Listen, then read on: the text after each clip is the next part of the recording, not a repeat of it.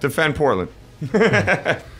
I understand, but this is something that Aldridge, this is more. I mean, something they got a lot of young into. guys. They got talent. I'm a huge LaMarcus Aldridge fan, by the way. Yeah, I think with Aldridge, I just see them being able to do enough to get into the playoffs. It's that simple. I don't like something about it. I don't like Golden State. I don't like them. Whether it's too much from years ago. I mean, maybe I remember too much of the Chris Mullin days, or I don't know. But they just.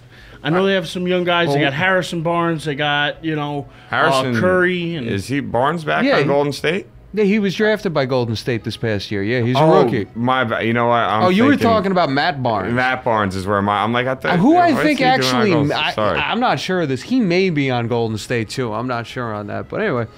Yeah, no, Stephen Curry. I understand they have talent out there in Golden State. I just don't see it coming to life though to get them into the playoffs. See, I would have liked them. I would have liked them better if they still had Monte Ellis, who's over in Milwaukee now. Well, I'm a big fan of Monte Ellis. I really am. I like his style. I've actually kept both of them on my fantasy basketball teams the last 3 years, so I am fans of them too. They traded him because they liked Klay Thompson, and it got them Andrew Bogut, and they haven't had a legitimate center in years. So that was why they did it. They felt they had enough to back up the Monte Ellis, but I can definitely understand where you're coming from on that. It's a very rare player who can average 20 points a game and 10 assists a game like Monte Ellis can. Well, let's get into the what should be the final part of this to wrap this up. I think it's fair to assume that we all think it's Lakers OKC in the Western Conference Finals. Is that what we assume here? Mm-hmm. Yes. Oh, he got something different. You're debating here, Eric. What are you debating on? Well, Are you San Antonio, Clippers, Memphis, Dallas, Who is Denver, your or surprise Portland? team? Those would be the teams that you'd have to pick over one of those two. I gotta go with those two. The more I want to try and make a case for San Antonio, but I think they're getting too old, especially come playoff time. Although I don't know, they find a way to get things done. They play great at home, and Popovich is awesome. So I want to, in my heart of hearts. Plus, I'm a Tim Duncan guy. I've loved Duncan. I followed his career. I know it's the end of his career, and I'd like to see him make one more run at it. I just can't do it in my heart of hearts. And the Clippers, they have talent, but I just don't see. I don't, even with CP3, even with Blake Griffin, and all the guys they got there. They don't beat either Oklahoma City or the Lakers. So yeah, I gotta go with those two. Okay, and so I gotta think that this year, more than any other year, I'm probably going to go with the Lakers, and I'm not a Laker guy. I'm an OKC guy. I really like the young guys in OKC, but I just think adding Nash and Dwight Howard, and especially come playoff time, is just going to really be like a deciding factor because Dwight Howard's a man beast down low, and then you add a guy like Nash who could dish the ball. Kobe could pretty much has free reign to do whatever he wants to do. You got Gasol, who now can play his more normal position because I feel like he'll have a little more freedom. He won't have to just be a low post presence because he does like to shoot and he does like to get more involved in the offense. And Dwight Howard isn't a guy that necessarily craves the ball on offense. So I don't know. More this year than any other year, I'm gonna pick the Lakers only because Nash is 38, Kobe's getting up there in age, Gasol's even getting up there, so I don't think they're going to have a lot of runs in them, but I think this year they make a run. If there's any year to make a run this year. Now, you said it right. If they don't have a lot of runs left in that team. So, yeah, this would be their year to do it.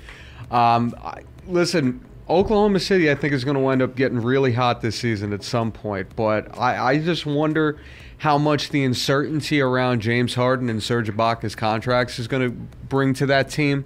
In terms of youth and athleticism, I still think Oklahoma City has LA beat not even close. But you got to go with the Lakers just because of the additions. They addressed every major weakness they had last season, from their three-point shooting off the bench to guys like Antoine Jamison, who can just flat-out score off the bench. They have a legitimate point guard in Steve Nash, and they upgraded a position they really didn't need to upgrade at and bringing in Dwight Howard. So I do think it's going to wind up being them in the finals. So you like the Lakers? Both of you are with the Lakers making the finals. Mm-hmm.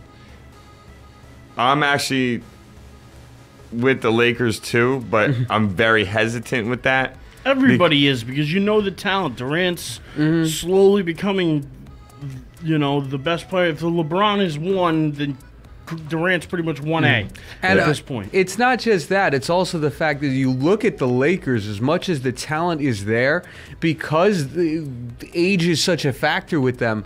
If one of them goes out, it could start out as a small thing that turns into a month or a 2-month thing. And if they get hit with a rash of injuries, they're going to be done. That's for sure. I mean, the one thing I will say about the Lakers is their bench is sort of weak. And I don't think their bench. I mean, Antoine Jamison, I think, was a nice addition, but their bench to me is nothing that really wows you, in my opinion. And the interesting thing to me is the last time the Lakers did this, they lost in the NBA Finals. Remember years back, and they went and brought in all the old heads. Brought in Gary Payton. They brought in Karl Malone. They bring in all the old heads thinking that that's going to happen. But, in my opinion, I look at them like this. Your bottom line is, how well is their defense going to be against speedy point guards? How are they going to compensate for Nash's lack of speed to keep up with a Russell Westbrook? Now, that's the best part of having Dwight Howard back there. No, I mean, I get that, and that's one of the main reasons they probably made sure to go after Howard was, look, we need to protect the rim.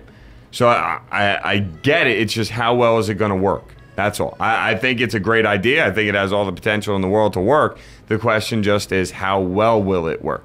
And on top of that, can Dwight Howard and Steve Nash handle Kobe? Because Kobe ain't going to put up with nothing.